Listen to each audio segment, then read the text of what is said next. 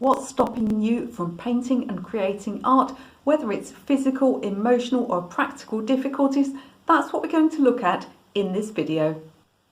Welcome back to my channel. If you are new here, my name is Michelle, and on this channel I teach all things watercolour, mixed media, a little bit of drawing, even business and motivational videos like this one as well. Please do consider subscribing. If you click the bell icon, you'll get notified every time I have a new video for you. I make at least one free tutorial a week here on YouTube on a Thursday with extra content for Patreon subscribers. Now, if you're a user of Facebook or one of these online art forums, you'll have noticed that just occasionally somebody posts something, or actually any online forum, somebody will post something that just strikes a chord and everybody replies. You get so many replies. Well, I saw this happen about a year ago. I was in one of the watercolour groups and somebody just put a little post up and it said, "What are your obstacles to painting?" And there were over 600 replies. And the interesting thing was that the same things came up over and over again. That's what I'm going to talk about in this video. I made some notes of what people were worried about in that post, and I ended up with about 25 different reasons, but many of them sort of come under the same categories. So in this video, we're going to look at 10 of them. Now, this is just a talking video. Please don't leave a load of comments saying stop talking, you talk too much. It's a talking video. You can just listen to it like a podcast if you want to get on with something else while you're listening. Or alternatively, I have loads of actual physical art tutorials on my channel if you would prefer one of those. But if you're finding that you're really stuck for whatever reason, and there are lots of things that stop us from painting, and you really want to get back to producing art more regularly, let's jump into it and look at the first reason that you may not be painting. So the first one that came up a lot was practical reason, and that's that somebody just has a full-time job, or perhaps they have young children at home, they have family, they're just so busy, they're always getting interrupted by family members and they just can't find the time. Now, I actually made a whole video about finding more time to paint, so I'll link that one in the description of this video. So if you just click the down arrow, you'll find it there, or you can just search for it within my channel under the motivational playlist. But sometimes you just have to accept that there is a time in your life when you're going to get less of the thing that you love done. I mean, I was a single parent for 9 years. It was so hard. It was so difficult to find any time for myself. You know, you only have a few options really. You can get up extra early, you can stay up extra late. Basically, the best thing to do is to get yourself out of the house if you possibly can. So if you possibly can, during your lunch hour or something like that, you have to get yourself away from all of those distractions, whether that's sitting on a park bench for half an hour doing some sketching, or perhaps you can incorporate small pieces of art into your lifestyle. Perhaps you can say to yourself, well, I don't have time to do any big paintings, but everyone in my family that has a birthday this year, they're getting a handmade card, and you can keep the kids busy while you're doing that as well. Or the best thing that you can do actually is to schedule an art class, or to go out and meet other people for painting. If you are just so busy that you can't fit things in, I find, you know, for myself, that one thing that always works is actually booking a class, and heaven forbid paying a bit of money for it, because that way you are kind of forced to go and do that thing. At least if you worry as much about money as I am, you know, you won't want to lose that money, so you'll want to go out. But even if you don't have enough money for an art class, even if you just book an appointment with a friend, you say, right, once a week, this 2-hour period, we are going to go and paint together, we're going to draw together. Even if it's a matter of getting together in the same house while the kids are downstairs watching the TV, you're going to put that aside for your art time. And although you're not paying money for it, you do have an agreement with your friend to go at that time. So that is going to hopefully keep you on track and keep you motivated to start your painting. As I said, I have a whole playlist addressing this, and it even addresses a little trick that I have for when you've just got a load of chores to do around the house and you don't feel that you can sort of put the time aside for yourself. I have something called the rotation method, which I've used for years. It's not perfect, but it will get some chores done whilst giving you some time to paint. The next problem that people have is perfectionism and comparing themselves to other people. And this can leave us just feeling completely stuck. You know, we feel that if we can't do something perfectly, or if we're never going to be any good at something, then we just shouldn't start. And often this is just our brain playing tricks on us. But this idea of perfectionism, this idea that you should only do a hobby or something if you're going to be, exceptionally good at it, it's just nonsense really. And this is something that I've only seen this come about really in the last 10 years. I think it's to do with Instagram and everybody sort of putting up these perfect lives. Of course, they're not really perfect, but they make them look perfect to other people. And just this idea that we don't deserve to do a hobby, especially if we do have those family commitments, we don't deserve to put that time aside for ourselves if it's something that we're not really good at. But this is just nonsense. If you enjoy making art, then you should make art, and that's, the long and the short of it really. As for comparing yourself to other people, it's just not at all helpful. Now, anything you practice at, you will get better at. But just because someone else is making faster progress than you or seems to just do something completely naturally, that doesn't mean that you shouldn't do it yourself. Now, I used to almost subscribe to this idea that, what's the point of doing something if I can't be very good at it? And I was always fairly good at art. But there are other things that I wasn't naturally good at, and I just really enjoyed doing. And I had to kind of wrestle with myself and think, is it worth me doing this if I'm never going to be fantastic at it? And the answer is yes, because I get a huge amount of enjoyment of those things. And actually, once you start doing them, you'll find that you become so much better than you ever thought you would. So stop looking for perfectionism before you start painting. Stop comparing yourself to other people. You have no idea of their background. You have no idea how long they've been doing something. You have no idea of their strengths and their weaknesses. You really can't compare one human being to another human being. So just put all thoughts of perfectionism aside, and if you enjoy making art, then you should make art. So the next one is probably the most practical difficulty and really the most easy one to solve. So I saw a lot of people saying they just couldn't find the reference photographs that they wanted. And this is actually a really easy one to solve. Now, you need photographs that you take from the internet to be copyright free, but luckily there are loads of places where you can get these. So I saw lots of people saying, well, I'm elderly, I can't get out much, I can't photograph the things I would like to photograph, I can't afford to take a safari to Africa and photograph a line just because I would like to paint a line. But luckily the internet has you sorted. So there are several, you can just Google, if you Google copyright free photographs, you'll find several websites. I'll link some of my favourite ones in the description of this video. There are also lots of groups online, Facebook groups, that you can find for sharing and receiving copyright free photographs. Now, on my own Facebook group, we have something called the Sunday Copyright Free Photo Share, where the members of my Facebook group share their own photographs, which they are happy for people to paint. So I'll put a link below to my Facebook group. It's also in the video description. And if you just go there and you pop over to the bit that says media and then you click on albums, you can find lots of albums. We've got them sorted quite neatly, and you can find, if you want flowers or if you want animals, you can find those things. And don't forget that the thing that you think is really boring, and do contribute to these albums as well, because the thing that you think is really boring, if you and your neighbours are saying, oh, raccoons are in the garden, again, what are we going to do with them? Me, here in the UK, I'm like, a raccoon? You have raccoons? Oh my God, that's so exotic, that's so exciting. We don't have raccoons here. Despite what you might see in the 101 Dalmatians Disney movies, we don't have raccoons in this country. So you can share photographs and you can gain photographs from other people. They're all free to use. All you have to do is remember to say thank you.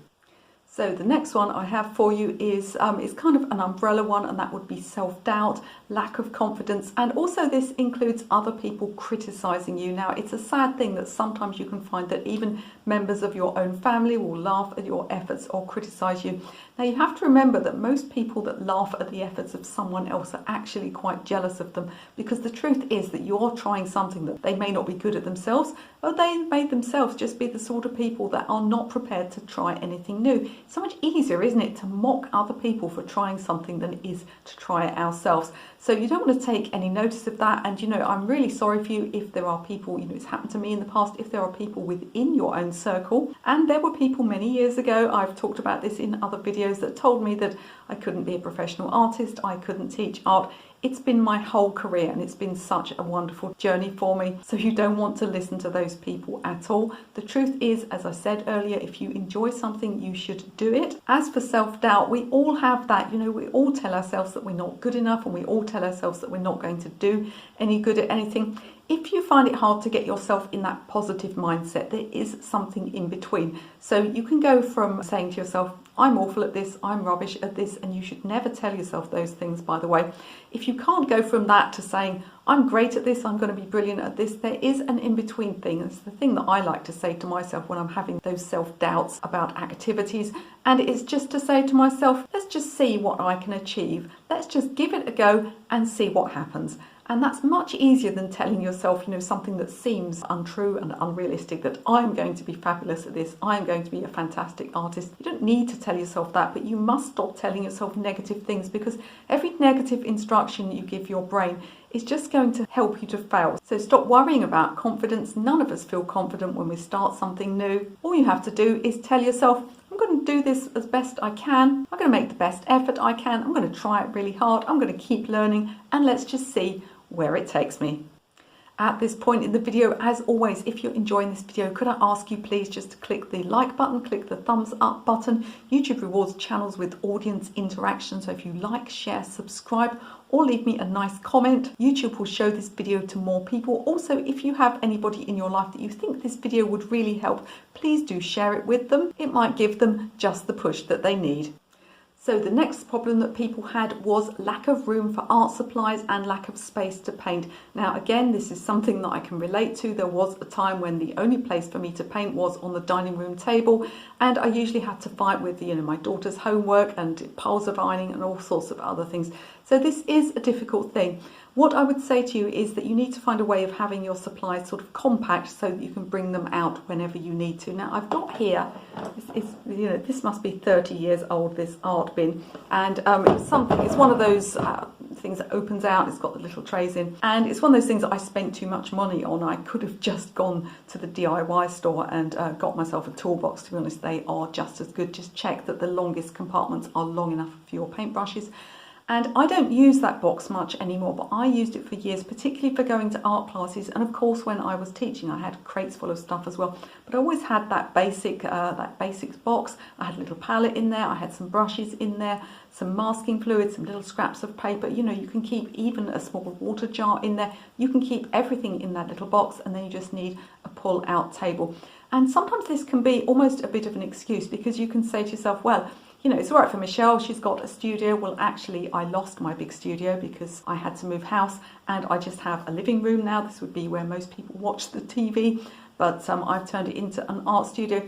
But the truth is, having had a purpose-built studio before now, it wasn't the best thing in the world. Of course, it was wonderful. I was lucky to have it, and I hope to have one again. But it was actually an outdoor building. It was extremely cold, and sometimes it could be far too hot. And the truth is, there's no perfect circumstance for creating art. So if you are at the stage of your life when all you can do is get a little box together for your supplies, and if you don't like those pull-out boxes like I've got, then another type of box you can get is one of those sort of carry crates that plumbers use them actually. They're almost like something with a big handle, and you've got sort of all the compartments inside are open. They've got lots of little compartments around the outside. Crafters use them too. They're fantastic if you're sort of carrying around things like knitting wool and stuff like that, but they're also great for art supplies. So what I want you to do, if you find that you really can't find space to paint, is to get yourself some kind of box or basket or container with lots of compartments, put everything you need in there, and get yourself a little fold out table or even a lap tray, and you're all set to go. At number 6, we have a lack of money. So I don't think this is actually a barrier to creating art, but a lot of people will make you feel like it's a barrier. Now, pencils are cheap. Sticks of charcoal are incredibly cheap. I have seen, if you have a look on Instagram, you'll see people creating art with ballpoint pens like this that is absolutely stunning. And all you really need is some decent sketching paper and a good pencil. Now, of course, there are other things, and of course, you'd like those nice expensive paints. And, I've said myself on this channel that very, very cheap supplies can actually hamper your progress. But, easy for me to say, if you really don't have much money, I would actually concentrate on those dry media. I'd concentrate on things like coloured pencils, a little bit of soft pastels. You only need 1 or 2 colours, and you can create something wonderful. If you have some coloured paper, for instance, and you have a stick of charcoal and a stick of white chalk, you can actually create some beautiful artwork with that. So of course you might be in the stage of your life where you can't afford those expensive supplies, but there's no reason to think that that will go on forever. You can also find some amazing things secondhand. So if you look on things like Facebook Marketplace, if you look in your local charity shops. If you're in America, that would be a thrift store. You will find all sorts of stuff, because what happens, painting is, whether we like it or not, painting is something that is often taken up in old age and people pass on, and they don't always have anybody to pass their supplies onto. I've been gifted many things over the years, and you'll find that if you have a look for those second-hand things, you're going to come up with all sorts of things. And there are actually lots. I think I made a video on how to get to supplies very cheaply. There are lots of things just hanging around your house that are very good for creating art, so do have a look at that video too. And don't allow the excuse of the fact that you can't afford Daniel Smith paints and Archie's watercolour paper, and anybody that tells you that it's not worth painting if you don't have those things is not being truthful, or at least not being kind. They're not being kind, are they? You don't need those top of the range supplies. If you can afford them, get some student quality supplies. If you can't, just make the best of what you have. There are loads of free tutorials on YouTube as well, so don't be saying to yourself, well, I can't afford a course, so I can't learn to draw, I can't learn to paint. There are absolutely loads of free tutorials available here on YouTube. And as I said, you can easily get hold of some cheaper art supplies. At the end of the day, all you need is a pencil and a piece of paper. Of course, you might want to create beautiful paintings on large, expensive canvases, but until you get to that stage where you can afford those things, then just practice your drawing, practice your shading, practice your composition, your colour mixing. All of these things are going to stand you in good stead for when you have a little bit more money. Another thing you can always do, of course, is to ask for things for Christmas presents and for birthday gifts. That's always a great way of getting those supplies that you feel that you yourself just really can't afford to spend the money on. Now, maybe that's not your situation. Maybe you have plenty of money to spend on art supplies. You've bought all the stuff and you just feel like you just can't get started. You don't feel motivated. You have a lot of procrastination. I'll do that another day. I'll start that another day. And there's a real joke that goes around in the crafting and the art circles, isn't it? That we all like to buy the art materials and then half the time we just don't use them. And that's because it's easier. It's lovely, isn't it, to sit, on your computer choosing those new colours of paints. It's much easier than starting a painting and starting to use those things. So there is this kind of difficulty with lack of motivation. Perhaps you don't feel inspired. I mean, I used to go through the stage years ago where I think, do I want to do a landscape? Not really. Do I want to do a portrait? Do I want to do an animal, bowl of fruit? I'd go through 150 different subjects in my head and none of them would be quite good enough. You have to get yourself out of that kind of mindset and just start something. So you can play some kind of game. So what you can do is you can ask a friend and say to your friend, pick something, absolutely anything, and I'll paint it. Or you can sort of open up your computer, you can type a word in, you can type a word like landscape in, and the first thing that comes up will inspire you to paint something. Another good way of making yourself paint, and this is something that I did years ago when I was extremely busy and I did find it hard to get motivated. Another thing to do is to give yourself some kind of challenge. My friend needs a birthday gift. I know she likes roses, so I am going to paint her a rose. You might want to book yourself into a class. Again, once you have booked something or you have some kind of commitment of doing something regularly with another group of people, then that is going to motivate you to get started. So we can all sort of think to ourselves, and I used to make all sorts of excuses up. So, well, I can't paint this evening. The light's not perfect. If only I had better light, I would be able to paint. Well, what happened then was I became a professional artist and I had to do my first exhibition and I was behind with everything. I was late. I didn't have enough work for the exhibition and it was coming round fast. Well, do you know what happened? All of a sudden I found I could paint at 2 a.m. under artificial light because the obstacles that we put in our way are not really there at all. At the end of the day, you just have to get on with it. And if you can't think of something to start, ask somebody else to choose it for you. Book an appointment to go somewhere and do a course. Find a photograph, write 20 subjects on a piece of paper, shut your eyes and stick a pin in it. Find a way of just choosing something and commit to yourself that you will get started, because once we get started, it's all so much easier. So let's look at the next problem, which is a really tough one, which is physical pain. So a lot of people said that they just had a physical pain, they had problems with exhaustion, they had certain illnesses, and they just didn't have the energy for starting their painting. So one thing that I've found when I've talked to other people that have these issues is that the best thing you can do is to break these things down into smaller tasks. So I've seen people have a lot of success with doing things like the adult colouring books, and they aren't made for children, they are made for adults, and you can be really, really creative with them. So you have a picture that's already drawn and you just need a few colouring pencils, or you get watercolour ones as well, and you can just do a little bit at a time. So that's the trick to it, is just doing a little bit at a time and having a project that you know that you can put down and pick up. So try not to commit yourself to some, think about doing some huge painting. Try to break it down into smaller areas. And if you're not into things like adult colouring books and you want to produce what people would call proper art, although there's no such thing really, any project is art.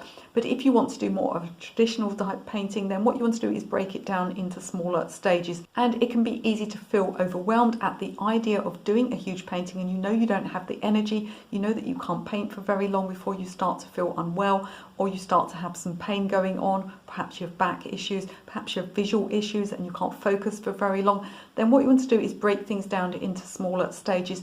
And often the idea of how much we can do isn't actually a true indication of how much we can do, because just starting seems overwhelming. So what you want to do is break down into smaller things. And this is a psychological trick that you can use for lots of things. You don't have to be unwell to use this, but if you do have these physical issues, then it can be very helpful. So rather than say to yourself, I'm going to do a painting, what you say to yourself is, I'm going to set out my paints. I'm going to get out everything I need. I'm going to put it on the table. After that, if I feel overwhelmed, if it's too much, if I need to rest, I'll go and do that. But I'll have set all of my stuff up.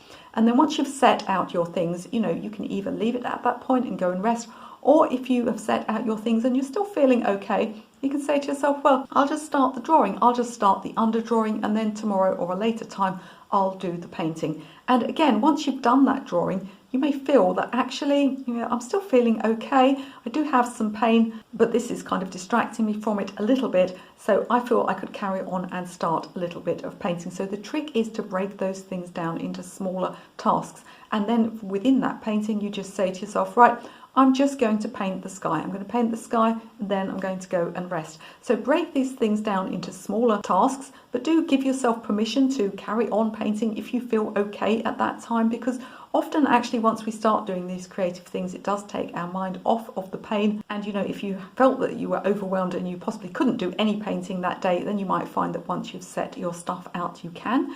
But again, if you feel unwell and you need to take a break at that point, you can then stop. You should also look for subjects where you can perhaps do things in almost a tapestry manner. So in other words, you could do little areas at a time. Botanical painting is great for this. So if you had, an arrangement of flowers, you could just paint one flower and then leave it at that, and then go and rest until you felt well enough to paint the next one. So that can be, those sort of patchwork type things. And I say that because I'm someone that sews, I sew clothes and things, and I was thinking, if I were feeling unwell all the time, I wouldn't feel up to sewing clothes. But something like patchwork, well, I could do that. You could just stitch a little square, then have a rest.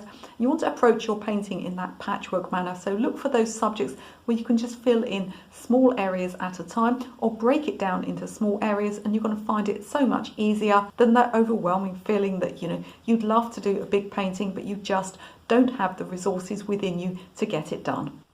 So the next one that came up an awful lot was depression. Now, obviously, I'm not a doctor, I'm an art teacher, and if you find yourself suffering from serious depression, and if this inability to do any art because you're depressed is indicative of wider issues where you don't feel that you can do anything because you're depressed, then that is the time when you absolutely need to seek help. You need to see a doctor, and you need to get either some medication or some counselling that is going to help you get out of this. Now, if you're just feeling a bit down, I want to talk to you about this idea of self-care. So there's this idea, isn't there, it's very popular at the moment, this idea of self-care. But sometimes people get it a little bit wrong. I mean, self-care is not indulging in everything that's bad for you. That's just going to make you feel worse. Self-care would be, eating the right food, taking a bit of exercise, and doing those creative hobbies that are going to make you feel better. Now, it is very hard to get started on those hobbies if you're already feeling down. So this is the time when you should reach out. If you're not at the point of, full-blown clinical depression where you need help from a doctor, but you're just feeling quite down and feeling, a bit of sort of demotivated to start anything, then this is the point when you should reach out to a friend. And there's nothing like having someone do something with us, even if it's just something, even if it's not physically painting, but even if you need to go somewhere for inspiration, if you'd like to go to a beautiful garden, or if you'd like to go to an art gallery and look at some paintings, or even just looking around the shops, looking at those creative things that you see when you go to craft shops and things like that, or maybe just going to an art materials store will help you to feel better. Maybe it's time to reach out to a friend and ask them to accompany you on this. Now, often when I can't think of anything to paint, I find that it's time to phone my friend Rebecca, and she's another artist. She's a glass artist, and we often go to a local horticultural society gardens. She's a member, so I don't have to pay, so that's great. So get in there for free. But you don't need money to go to these things. There are public gardens pretty much everywhere, or you can just go outside. So it's about finding that love of nature again, and that motivation, and that maybe, as I said, that may be going out in nature, or that may be looking at art materials, or that may be going to a gallery. So I do encourage you, if you're feeling that lowness and you just feel like you can't get out of a rut, I do encourage you to reach out to a friend and see if there's something that you can do together that would just put you in that sort of better artistic mood. And again, if you need somebody to be there with you when you're painting, why not ask a friend? It doesn't matter if your friend is not an artist. Maybe your friend does something like painting Dungeons and Dragon models. Those are very popular, aren't they? Or maybe your friend does some sewing and some tapestry. Just having someone else in the room with you can be a real boost and give you someone to chat to. So I do encourage you, if you haven't got clinical depression, you're just feeling very low, I do encourage you to try to reach out to a friend and find someone to do these artistic hobbies with you. If you are, I know some of you are in America and you live, miles from anybody. If you don't have anybody there that you can physically easily get to, then I encourage you to join an online group and gain some encouragement from the people in that group. I'll leave a link to my Facebook group down below. It's a really, really encouraging, positive group, but it's by far from being the only one on the internet that will give you this encouragement. Do make sure when you go into those groups that people are going to speak to you kindly and that they are going to be encouraging to you. And just seeing other people produce things can be a big motivation for you yourself to get started. And remember that creating art is something that if you want to do it and you feel that you can't, it's something that you need for your own self-care. You are worth it. You do deserve to have that time painting. So do be kind to yourself and allow yourself to create art if that is the thing that you feel you need to do. Now, one other thing that came up time and time again was lack of drawing skills. So people felt that if they couldn't draw properly, then that was stopping them from creating art. And of course, this is going to have a big effect on you. Now, the good news is that anyone can learn to draw. And I know this because I've been teaching people in the real world to draw for many, many years. And I only really taught drawing because it was part of my painting classes, but I've found since doing this YouTube channel that people have become more and more interested in learning to draw. It's a great thing to do. Now, if you're telling yourself, oh, well, I can't draw and I'll never be any good at drawing, you need to stop saying that altogether, because drawing is not, everything or nothing. It's not I can draw or I can't draw. It's a process of improving and getting a little bit better. And every little bit that you improve your drawing skills will improve your painting skills and will improve your ability to do all sorts of artistic and crafty projects. So I really do encourage you to learn to draw. And let me assure you that no one that I taught over all of those 20 years of teaching, there wasn't a single person I taught that didn't improve at all. Everyone is capable of improving their drawing to some extent. If you're interested in it, I have a whole beginner's drawing course that you can purchase online. I'll leave a link to that in the video description. And in the meantime, you can see a little bit of a preview of that and gain some tips on drawing for free. I've lots of free drawing videos on this channel. I've got a great video that's going to give you 10 really quick and easy drawing tips. You'll find it improves your confidence straight away because they're very, very easy. You can watch that video right now.